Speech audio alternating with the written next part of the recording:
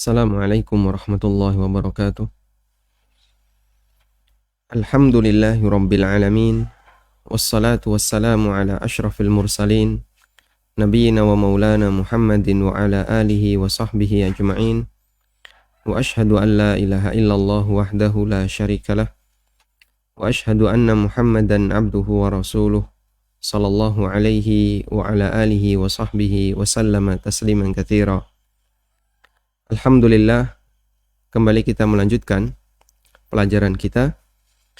Dan insyaallah di kesempatan kali ini kita akan membaca tentang beberapa uzur seorang muslim yang laki-laki, di mana seorang muslim laki-laki diperbolehkan untuk tidak menghadiri sholat jamaah. Pada pertemuan sebelumnya kita telah menyebutkan dua uzur. Yang pertama adalah karena sakit, yang kedua adalah karena menahan ingin buang air. Berikutnya kita akan membaca uzur yang ketiga. Penulis mengatakan di antara uzur yang membolehkan orang untuk tidak jamaah adalah man lahu dha'i'un yarjuhu au yakhafu di'a malihi au qutihi au dararan fihi. Orang yang punya barang yang dia butuhkan atau khawatir barang itu akan hilang, atau bahan makanan, atau dararan fihi, atau dia khawatir nanti akan rusak barangnya. Ada orang menjaga sebuah barang dan dia khawatir barang itu akan rusak atau hilang atau yang lainnya.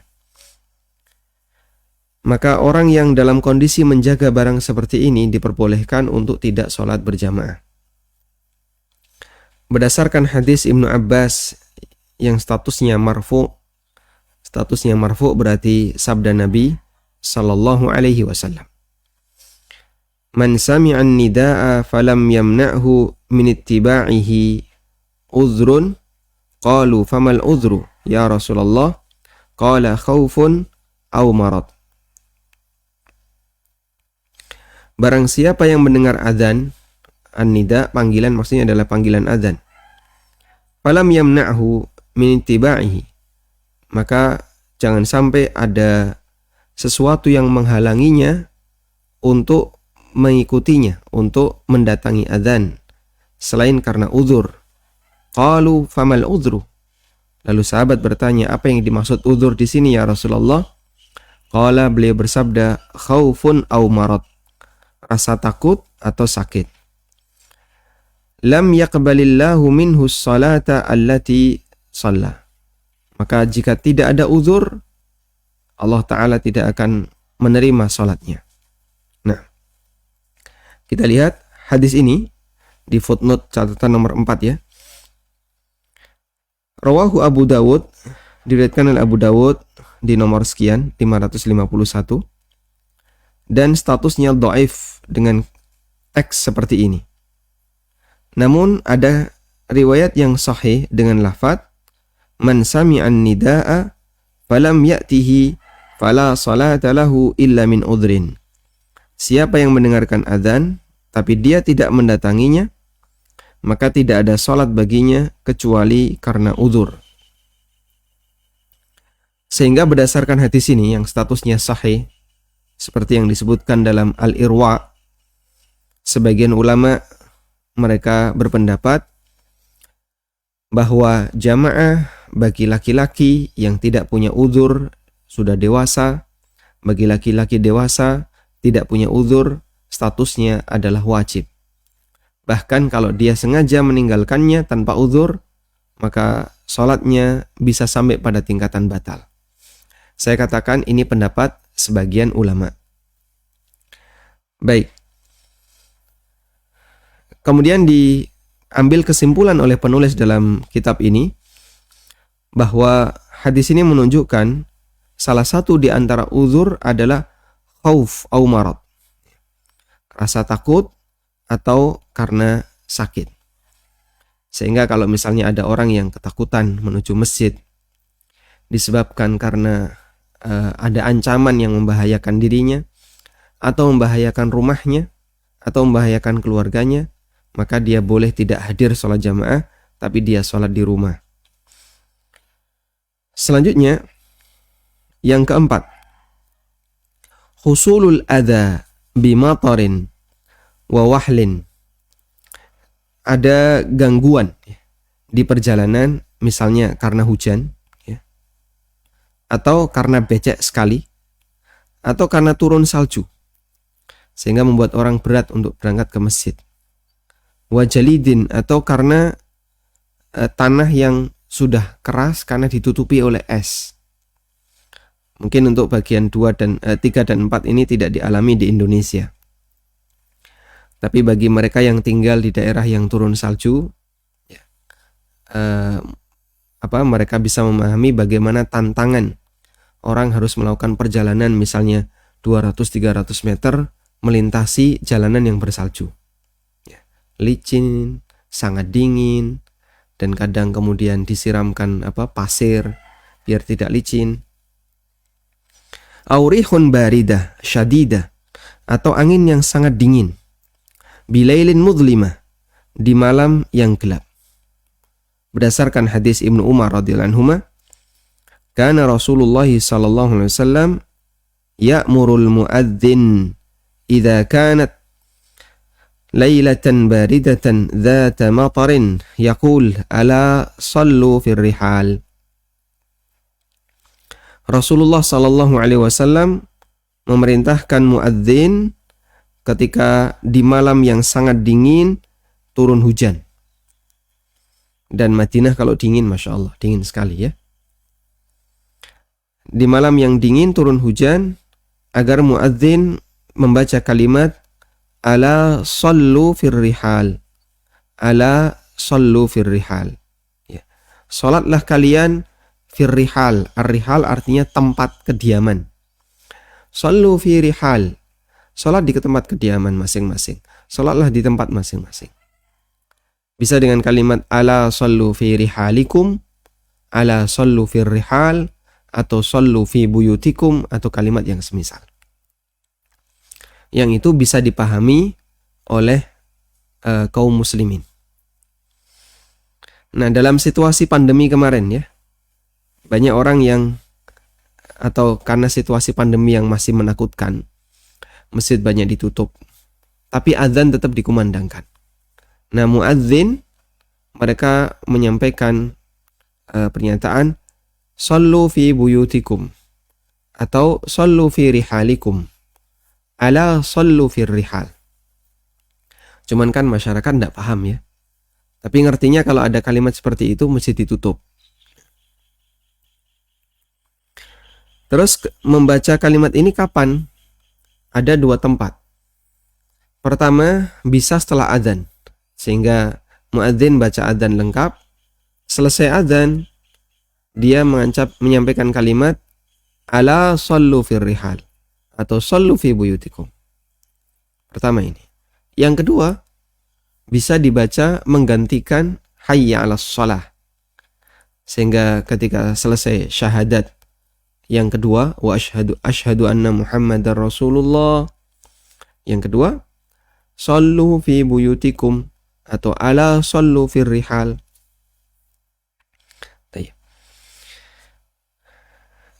Kemudian kalau misalnya jamaah masih belum paham, sebaiknya bagaimana? Mungkin muadzin bisa menambahkan seusai adzan dan seusai sallu fir rihal, muadzin bisa menambahkan pengumuman dengan menggunakan bahasa masing-masing ya. Pangapunten ya. Dumateng para jamaah sakmenika masjid ditutup ya, sehingga dipersilahkan bagi para jamaah untuk sholat di rumah masing-masing. Tayyib. Kemudian yang kelima, husulul masyaqqati bitatwilil imam. Yang kelima adalah adanya kondisi yang memberatkan disebabkan karena imam terlalu panjang. Kondisi yang memberatkan disebabkan imam terlalu panjang. Ada orang yang sholat di belakang Mu'adz bin Jabal. Tsumman farada, lalu dia memisahkan diri dari jamaah dan sholat sendirian. Ketika Mu'adz radhiyallahu anhu, karena Mu'adz radhiyallahu anhu terlalu memanjangkan bacaan. Dan ini sudah pernah kita bahas ya. Dan Nabi SAW tidak mengingkarinya ketika beliau mendapatkan berita tentang kondisi Mu'adz ibn Jabal. Dan orang yang dia mufaraqah dari jamaah disebabkan karena lamanya sholat yang dikerjakan oleh Mu'adz.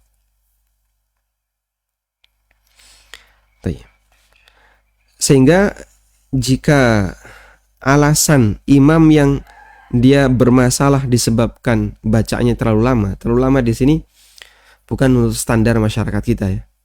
Kalau menurut standar masyarakat kita, sabbihis sudah terlalu lama. Hal ataka hadithul ghasyiyah sudah terlalu lama. Tapi menurut standar di masa silam, terlalu lama gimana? Contohnya ya, imamnya membaca surat Al-Kahfi selesai, atau membaca surat Toha sampai selesai. Nah itu mungkin di zaman kita terlalu lama. Itu boleh dijadikan alasan kita tidak ikut jamaah bersama dia. Apalagi yang alasannya jelas penyimpangan. Misalnya apa? Imamnya ketika sholat tidak tumakninah. Atau imamnya kalau membaca belepotan. Dalam arti salahnya terlalu banyak. Atau karena faktor yang lainnya. Namun dengan tetap memperhatikan kondisi kenyamanan lingkungan. Sehingga jangan sampai menimbulkan ketegangan di masyarakat. Itu kok nggak mau sholat di sini, kenapa? Jika sampai ada kekhawatiran nanti dituding macam-macam ya, oh itu alirannya ini, maka sebaiknya kita hadir dalam rangka ta'liful qulub, dan kami sarankan Anda belajar Quran dengan benar lalu daftar jadi imam, biar nanti menyelamatkan sholat jamaah yang lain. Jadi orang-orang baik yang mereka sudah belajar ilmu agama dengan maksimal, tolong maksimalkan pula baca Quran. Jangan sampai sudah ngaji ya, penampilannya Masya Allah, penampilan orang yang sangat dekat dengan agama, tapi giliran baca Quran nggak bisa. Masya Allah. Itu sangat mengecewakan bagi para jamaah. Pak, kita terlalu tinggi ekspektasinya. Saya kira Bapak ini ternyata baca Quran enggak bisa. Sehingga pastikan tugas pertama bagi Anda yang belum lancar baca Quran adalah pastikan tahun ini bisa baca dengan lancar. Tahun ini berarti berakhirnya kapan, Pak? Sekarang sudah di bulan Dzulqa'dah. Di penghujung 1442. Tahun ini berarti sebulan lagi ya, 2 bulan lagi di ujung Dzulhijjah. Kita lanjutkan. Yang keenam adalah khaufu fawatir rufqati fis safar. Kekhawatiran ketinggalan rombongan ketika safar. Misalnya ketinggalan kereta. Daripada nanti ditinggal kereta gara-gara nyari masjid untuk sholat jamaah keluar dari stasiun, wah nanti malah repot. Lima fi dzalika min syighali qalbihi idzan tadhara al-jamaah. Karena bisa jadi dia nggak tenang ketika dia harus menunggu jamaah. Ada orang sholat mau berangkat. Dia sholat di bandara atau masjid agak jauh dari bandara. Tapi deg-degan dia. Jangan-jangan sudah boarding call. Waduh. Kalau seperti ini, sebaiknya Anda masuk aja ke bandara, sholat di dalam. Sehingga situasi di dalam Anda tahu. Kalaupun Anda mulai sholat di dalam, ada boarding call, insya Allah masih cukup. Anda selesai sholat, masih bisa mengejar panggilan boarding. Karena biasanya lama antrinya, ya, sampai 15 menit, bahkan sampai lebih dari itu. Anda sholat insya Allah cukup. Au dakhala fiha makhafata diya'i wa fawati rufqatihi. Atau bahkan dia sudah memulai sholat jamaah, Tapi dia khawatir nanti dia akan ketinggalan rombongannya. Seperti tadi, kasusnya orang yang naik kereta atau mau naik pesawat. Nah, yang ketujuh, al-khawfu min mauti qaribihi wa huwa ghairu hadirin ma'ahu ka'ayyakuna qaribuhu fi siyaqil maut wa ahabba ayyakuna ma'ahu yulaqinuhu syahadata wa nahwa dhalika. Atau kekhawatiran dengan kematian salah satu kerabatnya, sementara dia tidak bisa hadir dalam proses kematian itu. Proses kematian atau apa? Hadir dalam peristiwa kematiannya.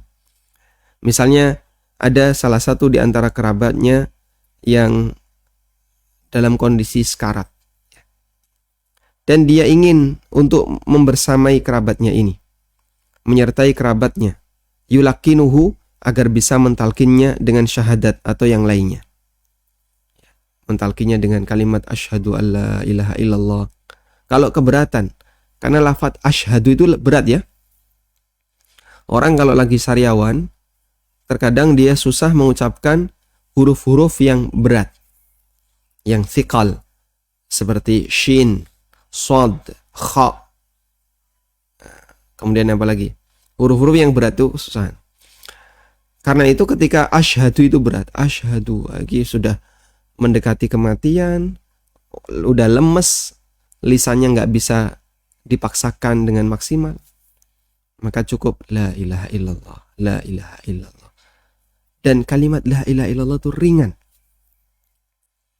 Sehingga sekalipun orang itu dalam kondisi mulutnya sakit, banyak titik sariawan, ucapkan la ilaha illallah. Gampang, la ilaha illallah, la ilaha illallah. Masih lebih ringan dibandingkan asyhadu, ya. Kemudian khairun, ra, nah itu lebih susah. Nah, ini salah satu di antara keistimewaan kalimat la ilaha illallah. Sangat ringan untuk diucapkan. Karena terdiri dari 3 huruf, lam, alif, dan ha, yang semuanya ringan untuk diucapkan. Sehingga kalau ada orang yang mentalkin, lalu dia kesulitan mengucapkan syahadat, maka kalimat asyhadunya bisa dihilangkan dulu, langsung la ilaha illallah. Nabi SAW bersabda, man kana akhiru kalamihi la ilaha illallah, dakhalal jannah.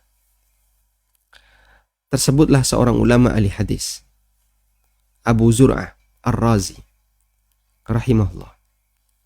Beliau termasuk kibar, gunung dalam masalah hadis. Satu ketika Abu Zur'ah, beliau dalam kondisi sakit parah menjelang wafatnya. Semua orang segan untuk mentalkin beliau. Karena Abu Zur'ah adalah seorang ulama kibar. Sehingga yang hadir ketika itu rata-rata adalah muridnya. Malu mereka mau mentalkin Abu Zur'ah. Dalam posisi seperti itu, seorang ulama ahli hadis ini menyampaikan, tiba-tiba beliau membaca menjelang kematiannya. Haddatsana fulan qala haddatsana fulan an fulan qala haddatsana fulan an, menyebut sahabat, qala Rasulullah sallallahu alaihi wasallam, man kana akhiru kalamihi la ilaha illallah dakhalal jannah. Lalu meninggal dunia. Masya Allah. Dan itu bagian dari peristiwa keajaiban dunia menjelang wafat, sehingga dicatat dalam sejarah. Jadi miliaran manusia yang mati, ada yang matinya berkesan, ada yang matinya nggak ada kesan.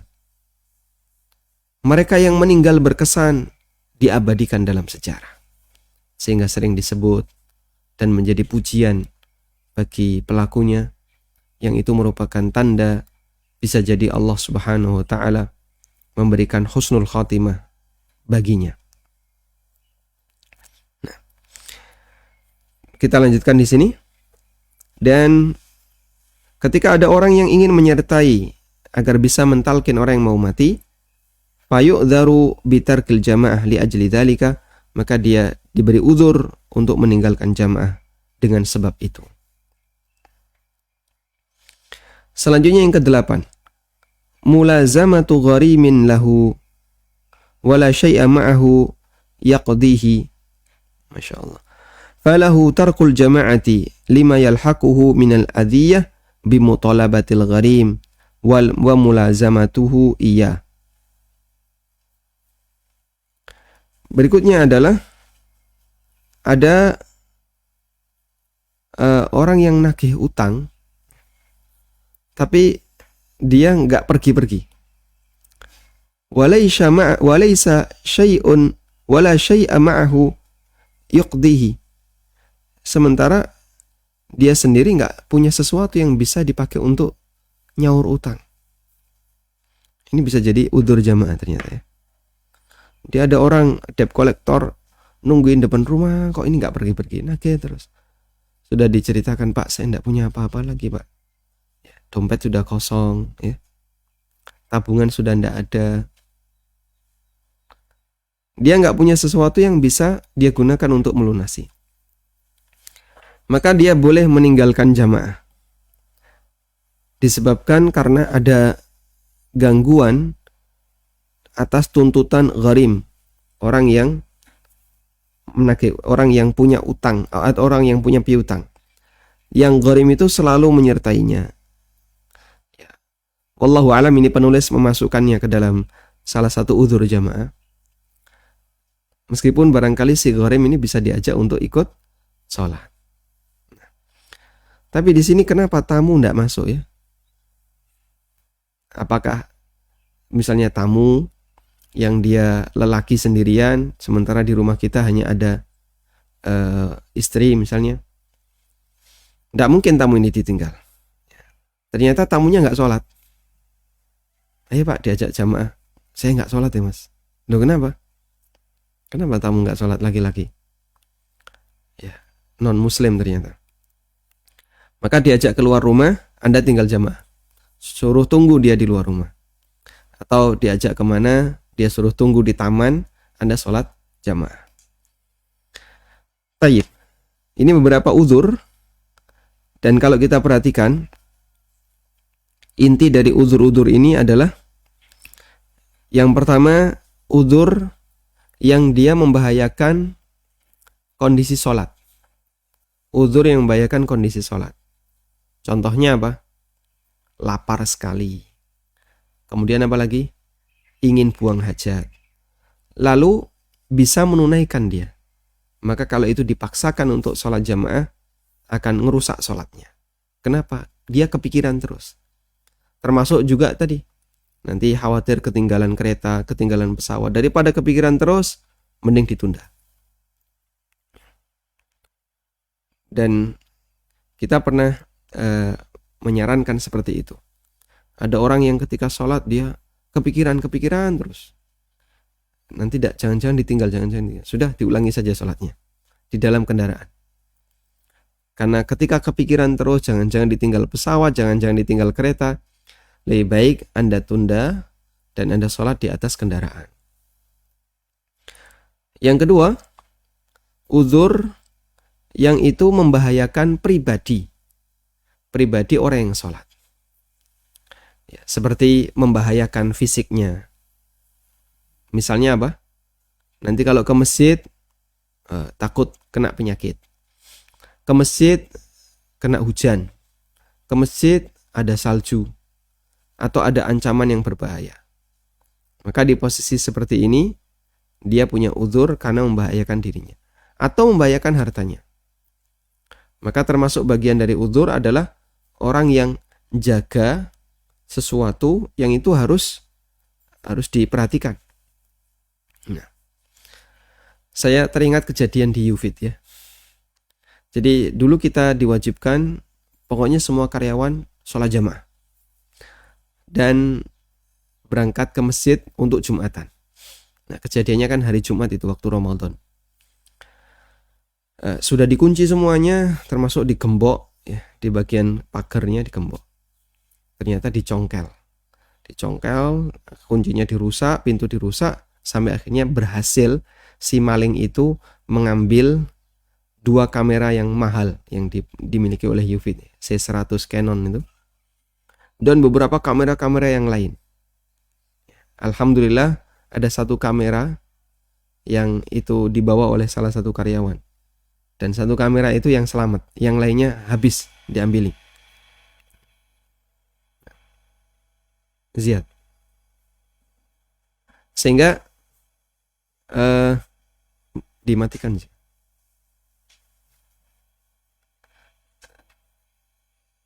Sehingga di kejadian ini kemudian jadi pelajaran bagi kami bahwa harus ada yang jaga. Akhirnya Jumatan itu dijaga 2 orang ya minimal, agar nanti dia bisa sholat duhur berjamaah. Baik.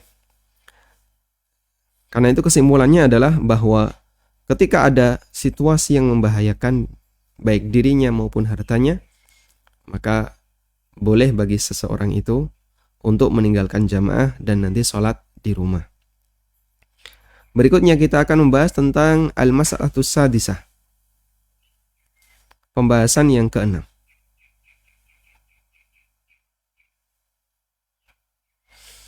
I'adatul jama'ati fil masjidil wahid.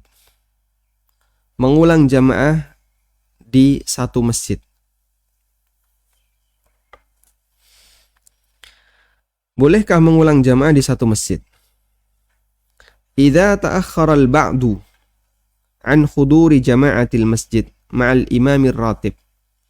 Apabila ada sekelompok orang yang mereka tidak bisa atau telat menghadiri jamaah di masjid ma'al imamir ratib, bersama imam ratib, bersama imam tetap, wa fatathumus shalah, dan mereka terlambat sehingga tidak menjumpai sholat jamaah, fayasihu ayyusallu jama'atan thaniyatan fil masjidi nafsahu.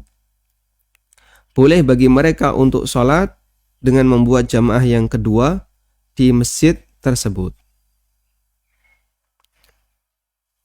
Fil masjidi nafsihi li umumi qawlihi sallallahu alaihi wasallam, salatul rajuli ma'ar rajul azka min salatihi wahdah.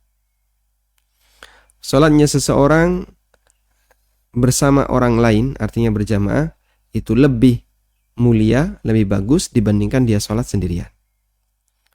Dan juga berdasarkan hadis yang lain, sabda Nabi sallallahu alaihi wasallam, ketika ada orang yang alladzi hadar ilal masjid, orang yang datang ke masjid, ba'da intihai salatil jamaah, setelah sholat jamaah selesai.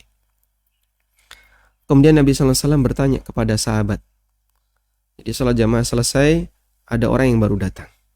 Nabi SAW tanya kepada sahabat, may yatasaddaqu ala hadha fayusalli ma'ahu. Siapa yang mau bersedekah dengan orang ini, kemudian sholat jamaah bersamanya? Faqama ahadul qaum. Lalu berdirilah salah satu jamaah, fasalla ma'ar rajul. Kemudian beliau salat bersama orang itu. Sehingga ini dalil, coba kita lihat ya, catatan kaki hadis footnote nomor 2. Akhrajah At-Tirmidzi, diriwayatkan oleh At-Tirmidzi, Ahmad, dinilai hasan oleh At-Tirmidzi dan disahihkan oleh Syalbani. Sehingga ini menunjukkan bahwa ketika jamaah pertama sudah selesai, boleh membuat jamaah yang baru. Tapi kalau sholat jamaah pertama belum selesai, tidak boleh bagi kita untuk membuat jamaah yang baru. Jamaah imam ratib sedang berlangsung di rakaat yang terakhir. Terus kita datang satu rombongan, buat jamaah di belakang. Tidak boleh. Pelanggaran besar itu. Karena orang akan menganggap, apakah kamu tidak mau, kenapa nggak mau gabung dengan imam ratib? Nanti akan ada banyak anggapan, bisa jadi menganggap imamnya sholatnya nggak sah, atau anggapan bahasanya imamnya keluar dari Islam atau yang lainnya. Dan itu semuanya adalah anggapan yang bisa timbul ketika ada situasi seperti tadi. Wa kadzalika idza kana al-masjidu masjida suqin aw tariqin wa ma asbaha dzalika. Demikian pula ketika masjid itu adalah masjid umum, masjid yang diakses oleh banyak orang ketika sedang beraktivitas, misalnya masjid di pasar, musola di mall, atau tariqin, masjid di pinggir jalan. Wa ma asbaha dzalika, atau masjid yang semisal dengan itu, masjid di stasiun, masjid di bandara. Sehingga orang di masjid, kalau bahasa lainnya ya, tidak ada warga asli di situ yang dia menetap di masjid itu, tidak ada. Dalam arti jamaah tetapnya tidak ada. Rata-rata jamaahnya adalah orang yang lewat, sholat, pergi. Lewat, sholat, pergi. Seperti masjid di rest area. Ya ada yang ngurusi, tapi yang ngurusi itu sebatas tugas karena dia bekerja. Tapi kalau warga yang jadi takmir, warga asli, di situ jauh dari kampung. Nah, yang seperti ini boleh mengulangi sholat jamaah. Fala ba'sa bi'adatil jamaah fihi, tidak masalah ketika dilakukan pengulangan jamaah. Wa bi khasatin idza lam yakun li hadzal masjid imamun ratib, terlebih ketika di masjid ini tidak ada imam ratib. Wa yataraddadu alaihi ahlus suq wal marrah, sehingga para pelaku pasar, ya, orang-orang yang menjadi konsumen pasar atau para penjual yang ada di pasar itu ahlus suq, ya. Para pengguna pasar yataraddadu alaihi, mereka keluar masuk di masjid itu. Demikian pula al-marrah, orang yang lewat. Sehingga dalam kondisi ini masjid itu menjadi tempat singgah banyak orang. Tayyib. Untuk jenis yang pertama ini ya, jadi para ulama memberikan keterangan seperti ini ya, tentang hukum mengulang sholat jamaah. Hukum mengulang jamaah. Ada yang memberikan rincian. Pertama adalah masjid yang tidak punya imam ratib. Masjid yang tidak punya imam ratib. Seperti tadi, masjid Mamarris Sayyarah, masjid yang menjadi singgah, tempat singgah, masjid singgah. Seperti masjid yang berada di mana? Di stasiun, di bandara, pinggir jalan, pom bensin, dan seterusnya. Maka di masjid seperti ini, ulama menegaskan boleh berkali-kali jamaah. Rombongan ini selesai jamaah, nanti rombongan lagi selesai jamaah. Boleh berkali-kali jamaah, tidak ada masalah. Yang kedua, masjid yang ada imam ratib. Apakah boleh mengulang jamaah ketika jamaah bersama imam ratib sudah selesai? Ulama beda pendapat. Ada khilaf terkait hukum mengulang jamaah.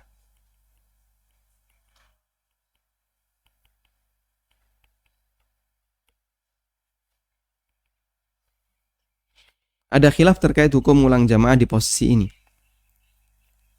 Dan pendapat yang lebih mendekati, wallahu ta'ala alam, adalah pendapat yang disampaikan dalam buku yang tadi kita baca, hukumnya diperbolehkan. Meskipun kita menghargai pendapat yang mengatakan tidak boleh. Sehingga kalau masjid yang di situ ada imam ratib dan di situ ada warga tetap, ya, maka kalau sholat jamaah pertama yang resmi sudah selesai, kok kita datang telat, sholat sendiri-sendiri. Tidak membuat jamaah yang baru. Dan Ibnu Mas'ud pernah melakukan seperti itu.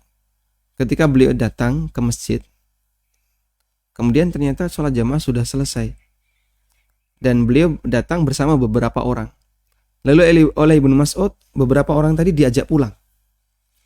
Kita sholat di rumah saja. Untuk jamaah di rumah. Sehingga beliau jamaah tapi di rumah Ibnu Mas'ud. Tidak jamaah di masjid.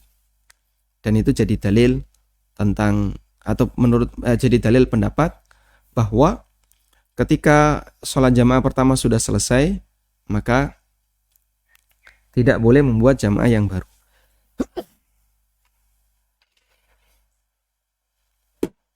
Alhamdulillah. Ya, dikumulasi.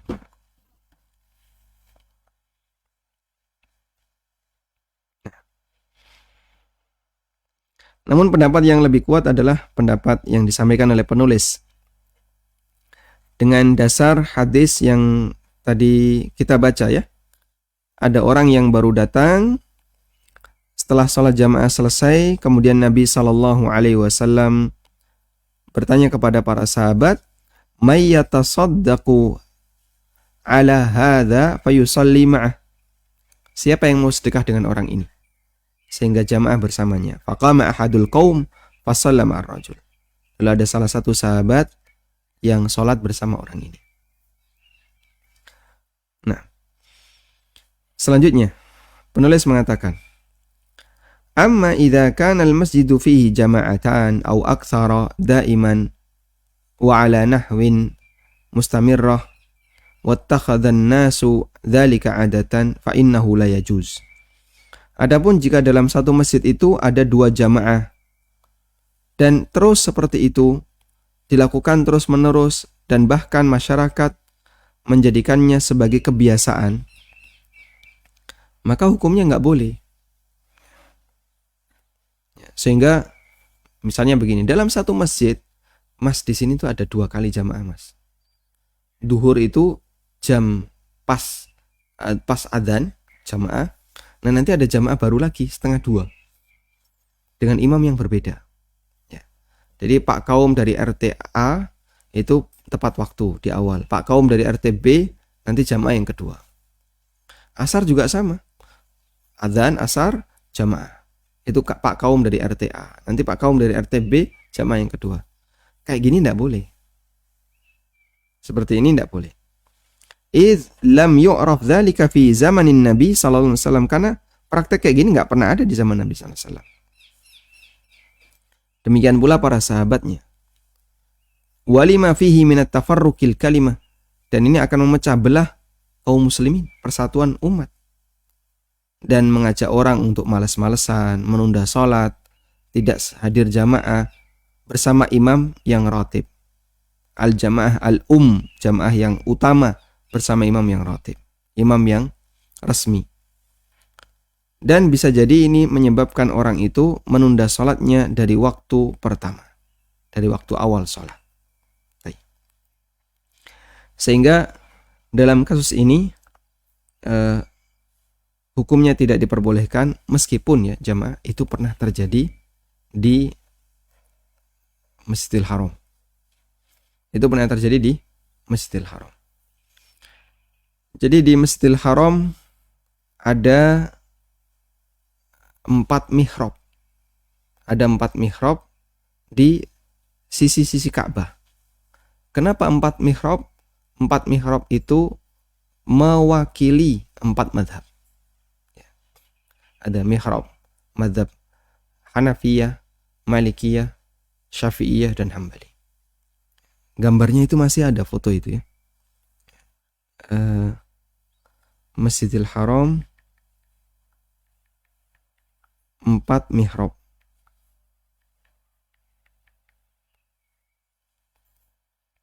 Gambarnya masih ada.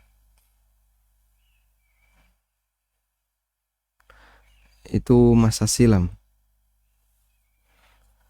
Mungkin nanti bisa dicari oleh jemaah. Saya pernah lihat gambarnya. Coba kita carikan.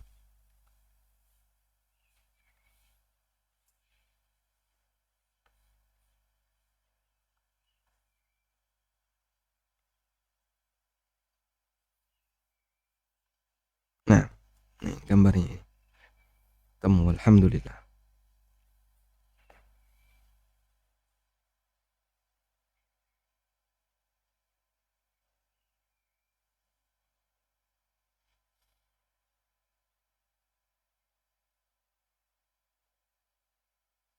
Hmm.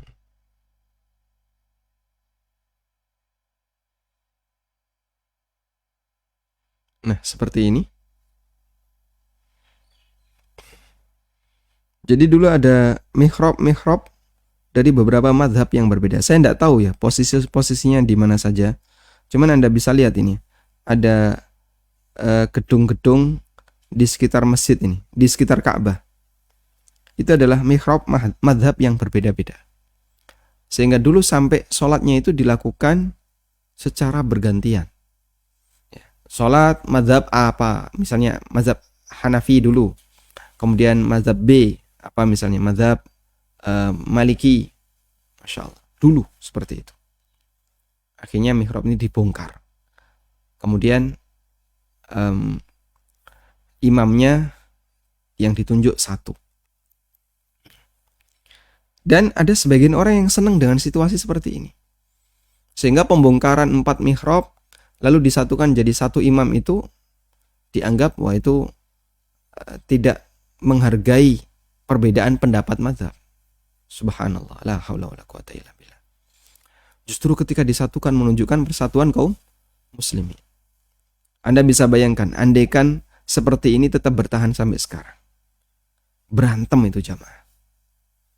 Tapi alhamdulillah, Allah Subhanahu wa taala menjaga kaum muslimin di mana situasi semacam ini dihilangkan, di mana kemudian imamnya digabungkan jadi satu. Tayyib, wallahu taala alam, mungkin itu yang bisa kita sampaikan sebagai pengantar, semoga bermanfaat. Wassallallahu ala nabiyyina Muhammadin wa ala alihi wa sahbihi wasallam.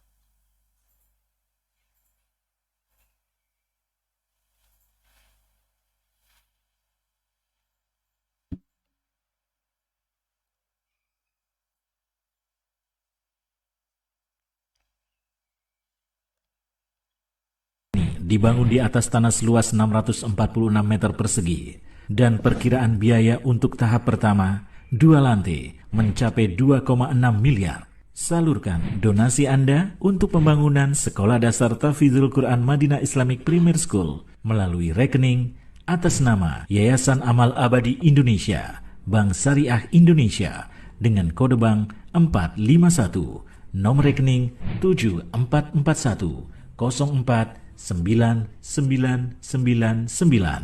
Untuk info donasi hubungi 082 12345 7441. وما أنفقتم من شيء فهو يخلفه وهو خير الرازقين.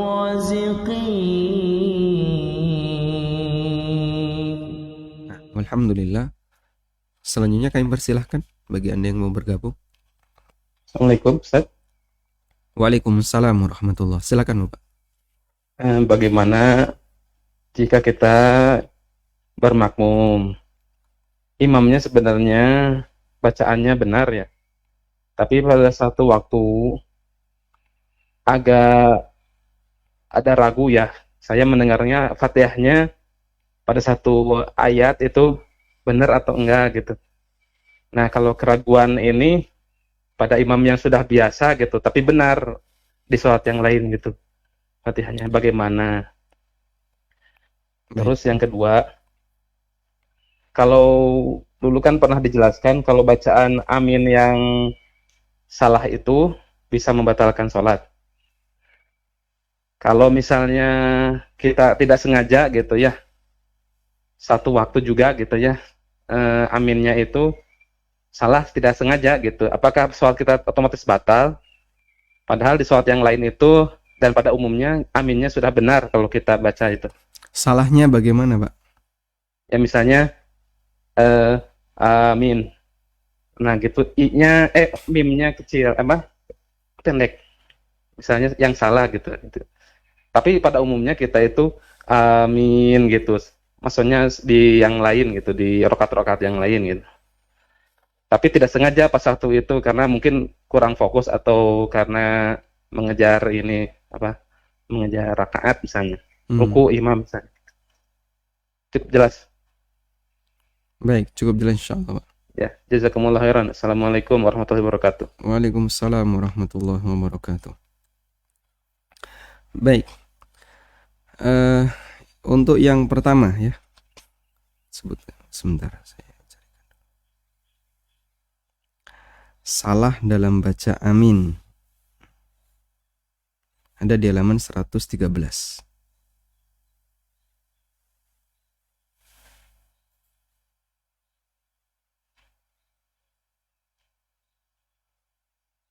Nah.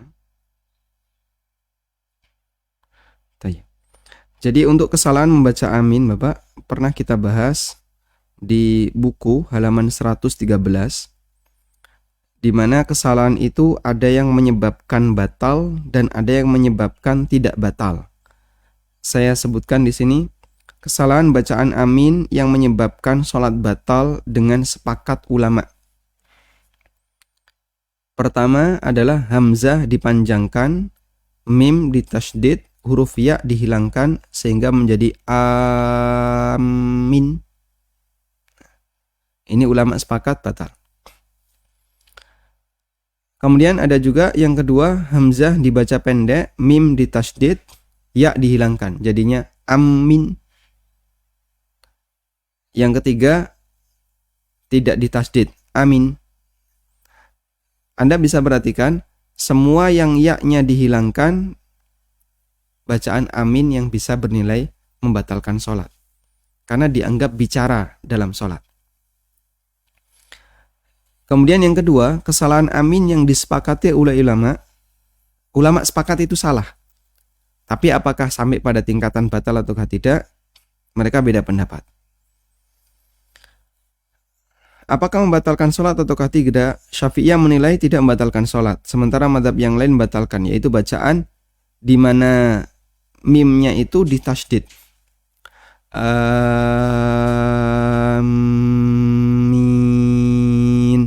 Jadi ditahan di mim. Amin.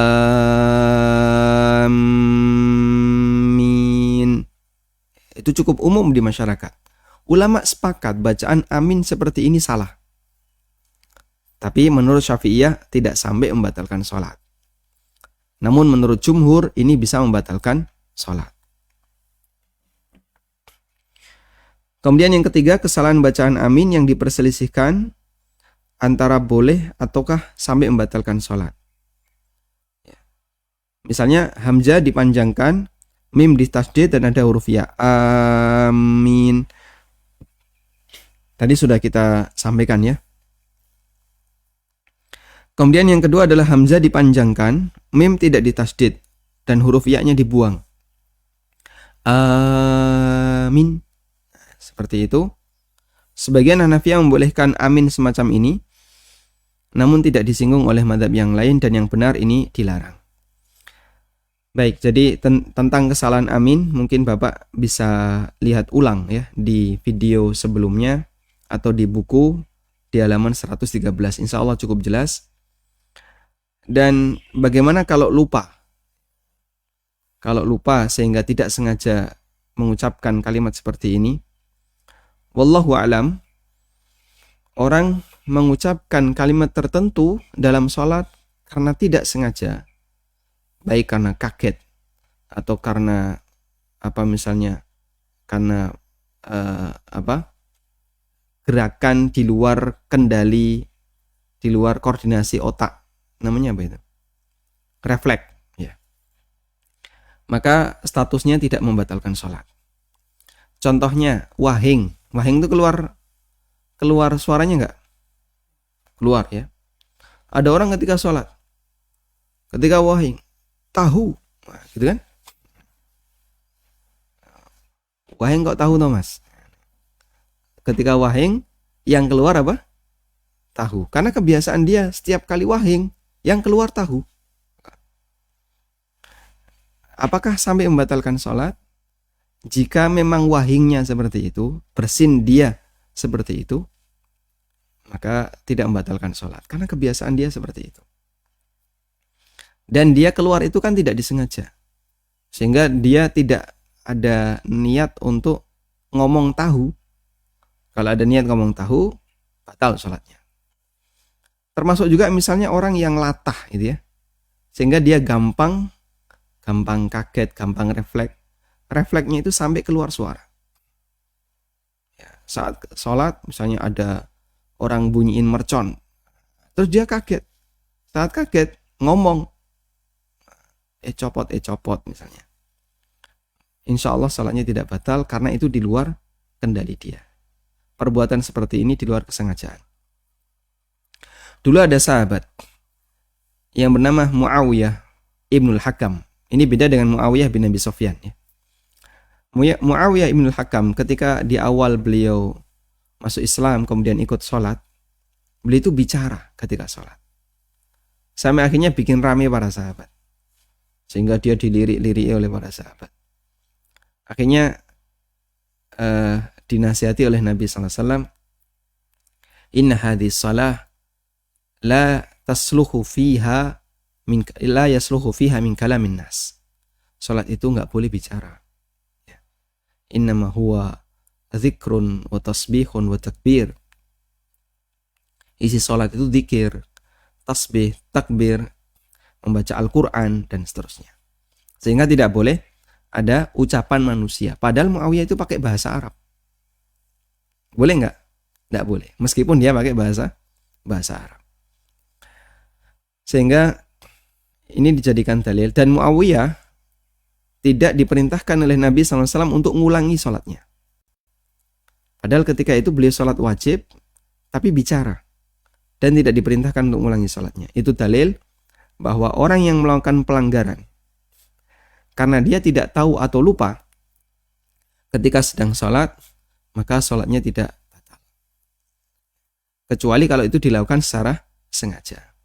Sehingga kalau ada orang yang sholat, lalu karena dia nggak tahu, ya, misalnya kaget terus sampai noleh. Kadang-kadang orang kaget sampai noleh. Tapi dia nggak sadar, karena kaget, refleks. Maka sholatnya tidak batal. Wallahu a'lam.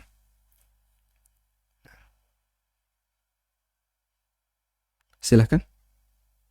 Assalamualaikum Ustaz. Waalaikumsalam warahmatullahi. Barakallahu fikum. Wa fikum barakallah.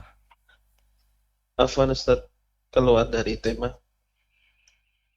Jadi orang tua saya dulu bekerja di salah satu perusahaan telekomunikasi.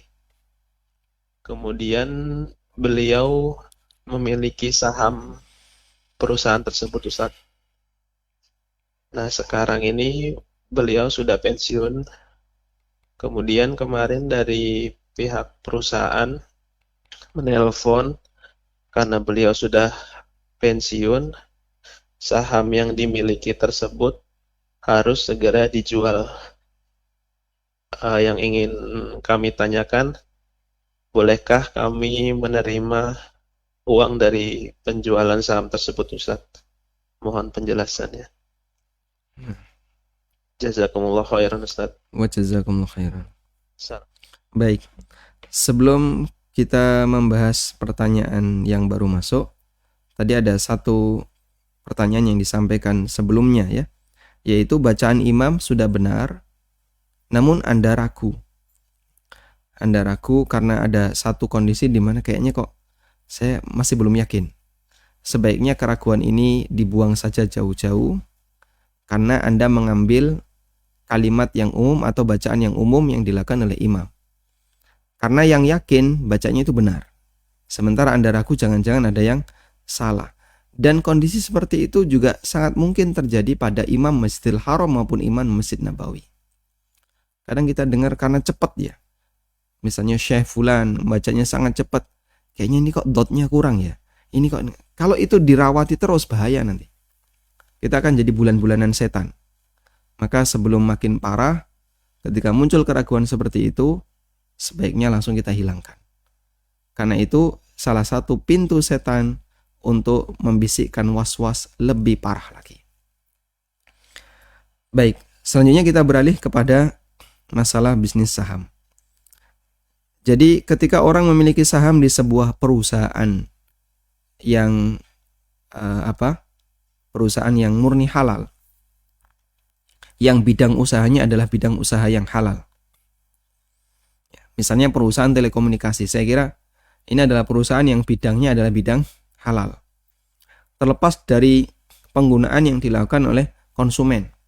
Tapi Pak, konsumen itu ada yang jualan narkoba, ada yang nanti kan dipakai untuk telepon, jualan narkoba, jualan miras, atau bahkan hal-hal yang nggak benar. Itu urusan konsumen. Kalau kayak gitu nggak boleh, nanti haram semua jadinya. Karena unit jasa telekomunikasi pada asalnya mubah. Selanjutnya dijual dengan transaksi yang mubah. Lalu perusahaan mendapatkan keuntungan. Kemudian keuntungan itu dibagi untuk semua pemilik saham. Bolehkah pemilik saham ini menerima dividen? Insya Allah diperbolehkan. Karena posisi Bapak Anda ketika memiliki saham di situ, statusnya adalah saham untuk bagi hasil, bukan untuk trading. Dan saham untuk bagi hasil, insya Allah selama unit usahanya adalah unit usaha yang halal, dan perusahaan itu tidak memiliki pemasukan yang bermasalah, insya Allah Anda boleh untuk kemudian menerimanya, menerima sahamnya dan menerima dividennya. Sehingga sahamnya silahkan dijual. Nah nanti kalau ada kenaikan harga gimana? Jika memang kenaikan harga itu real, bukan karena masalah terdilusi, real. Karena brand dari perusahaan ini naik. Sehingga nilai aset yang dimiliki oleh pemilik saham juga naik. Maka insya Allah boleh dijual dengan harga yang lebih tinggi. Wallahu a'lam. Assalamualaikum Ustaz. Waalaikumsalam warahmatullahi. Bagaimana kategori hujan yang boleh kita uzur untuk sholat berjamaah di masjid? Jadi kategori masyaqqah itu berbeda-beda antara satu lingkungan dengan lingkungan yang lain, berbeda-beda antara satu kondisi dengan kondisi yang lain. Bagi sebagian masyarakat, becek itu masyaqqah. Terutama mereka yang tinggal di kota kan. Ya, karena mereka nggak terbiasa dengan becek. Sehingga mereka kalau di kota ya jalannya itu kalau di aspal konblok. Tapi bagi orang kampung becek itu biasa. Mas monggo yang ngono biasa. Tiap hari seperti itu. Nah, kalau tiap hari seperti itu sehingga bagi mereka sudah biasa. Ya, saya di Bojonegoro di agak pelosok pernah saya tinggal di kurang lebih 1 bulan. Masjid ke rumah tempat tinggal, tempat singgah itu pasti becek. Kalau hujan pasti becek. Dan itu hal yang biasa. Padahal bagi sebagian orang becek ini masalah gitu ya. Karena dia nggak terbiasa dengan situasi becek. Sehingga masuk masjid kemudian suasana lantai coklat karena habis kena becek kan cuci kaki. Kan tidak langsung kering itu kaki. Lantainya coklat, kemudian kena pakaian, itu hal yang biasa. Maka dari posisi seperti ini, jika masih hal yang biasa, dia tidak disebut sebagai bagian dari masyaqqah. Sehingga disebut masyaqqah, itu ukurannya berbeda-beda antara satu tempat dengan tempat yang lain, antara satu kondisi dengan kondisi yang lain. Bagi masyarakat kita, orang yang tinggal di daerah tropis Indonesia, hujan adalah hal yang biasa. Sehingga kalau hujan itu tidak terlalu deras, di mana orang ketika berangkat ke masjid, dia tidak sampai kesulitan, maka belum menjadi ukuran masyaqqah. Tapi kalau terus banget, ya, sehingga orang kesulitan untuk berangkat ke masjid, maka bisa jadi itu menjadi salah satu bentuk masyaqqah. Wallahu a'lam. Baik, silakan. Assalamualaikum Ustaz. Waalaikumsalam warahmatullahi. Ustaz, begini, ada kejadian yang lalu di depan saya. ada seorang anak itu usia kelas 2 SD itu disuruh sama seorang bapak untuk azan di musola pada waktu zuhur sama asar. Karena di sini kan kalau biasanya di waktu zuhur sama asar tidak ada yang azan gitu, Ustaz. Jadi si anak kecil ini disuruh sama si bapak, yang kebetulan si bapak ini imami sholat zuhur dan asar. Kemudian ada salah satu tetangga yang rumahnya di sekolah itu marah, Ustaz. Saking marahnya itu sampai si anak itu mau dilempari batu. Anak itu ditanya, kowe iki wis sunat apa urung? Belum gitu. Bocah urung sunatnya kita azan gitu. Nah, besoknya lagi si anak mau azan lagi karena disuruh sama si bapak. Nah itu, si anak nggak berani, Ustaz. Karena alasannya seperti itu. Pertama belum sunat dan sampai mau diancam pakai dilempar batu. Nah, anak saya yang diceritain sama temennya ini, terus jadi bertanya sama saya, emang kalau azan itu harus sudah sunatan ya, Mah ya? Mungkin bisa dijelaskan ya, Ustaz, terkait muazzinnya anak kecil ini. Nah, baik. Yang pertama, bukan syarat sah sholat harus sudah sunat. Sebagaimana pula bukan syarat sah adzan harus sudah sunat. Wallahu ta'ala alam, jika memang pertimbangannya adalah pertimbangan najis, ketika orang itu belum sunat, maka ya status pertimbangan najisnya beda dengan yang sudah sunat. Karena selama di bagian permukaan kemaluannya sudah bersih, tidak ada najis yang nempel, selesai. Karena kalau kemudian semua bentuk najis itu tidak boleh ada yang menempel pada badan manusia, di perut semua orang ada najis. Dan di lubang duburnya pasti ada najis. Sehingga 1 senti dari luar lubang dubur ada najis. Dan itu terjadi pada semua orang. Dan kita tidak punya kewajiban untuk sampai harus dikorek-korek semuanya. Ya, karena itu kita tidak tahu ya. Dengan alasan seperti ini kadang bisa menimbulkan kisruh di masyarakat. Makanya orang perlu belajar agar dia lebih tahu. Ayo. Kemudian selama sang anak dia sudah mumayyiz, dan saya kira untuk kelas 2 SD yang berusia 8 tahun sudah mumayyiz. Sudah mumayyiz. SD kelas 2 8 tahun ya. Rata-rata 8 tahun. Dia sudah mumayyiz. Sudah mumayyiz artinya dia kenal. Saya sedang adzan, bukan sedang bernyanyi. Sehingga ketika adzan dia tahu. Dia nggak ngomong, dia nggak nyanyi. Dia bisa menahan diri. Sehingga ketika dia sedang adzan, dipanggil temannya, dia nggak kemudian noleh. Aku lagi adzan. Dia kan nggak ngomong kayak gitu. Dia selesaikan adzan dulu, baru dia bicara. Berarti dia mumayyiz. Di kondisi dia sebagai anak yang mumayyiz seperti ini, adzannya sah. Dan ketika adzan sah, maka ya orang yang sampai mau melempari batu seperti tadi, ya perlu dipertanyakan gitu ya.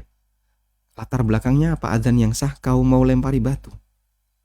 Subhanallah. Sehingga perlu kita kasih pengertian. Karena itu orang yang sumbu pendek, gampang marah, gampang emosi, karena ketidaktahuannya ya, bagian dari kondisi yang perlu untuk dibenahi. Seharusnya dia menyadari, kalaupun memang masalah ranah fikih ada khilaf, ada kok tokoh yang mengatakan yang belum sunat batal sholatnya. Baik, kami juga punya pendapat yang banyak bahwa yang belum sunat sholatnya tetap sah. Sehingga kalau dalam ranah khilaf, kenapa Anda tidak ngasih toleransi? Menurut pendapat yang membolehkan hal itu. Wallahu a'lam. Bismillah. Ketika kita dicolek untuk dijadikan imam ketika sholat jahar, apakah bacaan dikeraskan ketika dicolek atau mengulang bacaan dari awal? Anda silahkan lanjutkan sesuai dengan sholat Anda. Jadi yang lebih penting dalam jamaah itu adalah niat makmum, bukan niat imam. Maksudnya bagaimana? Bisa jadi ada orang yang diajak sholat jamaah, tapi imamnya nggak ngerti. Dan itu sah sebagai jamaah. Karena yang penting adalah niat makmum. Makmumnya niat ittiba. Misalnya begini, Anda sholat sendirian di masjid, lalu datang dua ibu-ibu. Kemudian berdiri di belakang Anda dengan jarak tertentu, ya, sebagaimana jarak normal shaf laki dan perempuan. Lalu mereka jadi makmum Anda. Dan Anda nggak tahu kalau di belakang itu ada makmum. Sahkah sebagai makmum? Sahkah sholat jamaah? Sah. Posisi Anda tetap bertahan sebagaimana Anda sholat. Kemudian ibu-ibu di belakang, mereka sholat dengan mengikuti gerakan Anda. Maka di sini yang lebih penting adalah niatnya makmum, bukan niat imam. Dan dulu ada Nabi SAW pernah sholat. Beliau sholat sendirian. Allahu Akbar, sholat sendirian. Lalu sahabat menyusul, bergabung jadi makmum. Sehingga dari awal Rasulullah SAW itu niatnya sholat apa? Sendirian. Kemudian ada yang bergabung. Baik. Berarti dari awal Nabi SAW tidak berniat jadi imam. Nah, sahabat ini ketika bergabung dari awal niatnya jadi makmum. Maka yang penting adalah niatnya makmum, bukan niat imam. Terus selanjutnya, jika sudah ada orang yang bergabung dan memberitahu dengan cara colekan tadi ya, selanjutnya apa yang kita lakukan? Anda langsung keraskan saja di bagian lanjutannya. Jika Anda ingin memandu dia agar dia dengar, sehingga silahkan dikeraskan di lanjutannya. Andai pun tidak dikeraskan, sholatnya sah. Wallahu ta'ala alam. Demikian yang bisa kita sampaikan, semoga bermanfaat. Wassallallahu ala nabiyyina Muhammadin wa ala alihi wa sahbihi wa sallam. Wa akhiru da'wana anil hamdulillahi rabbil alamin. Subhanakallahumma wa bihamdika asyhadu an la ilaha illa anta astaghfiruka wa atubu ilaik. Wassalamualaikum warahmatullahi wabarakatuh.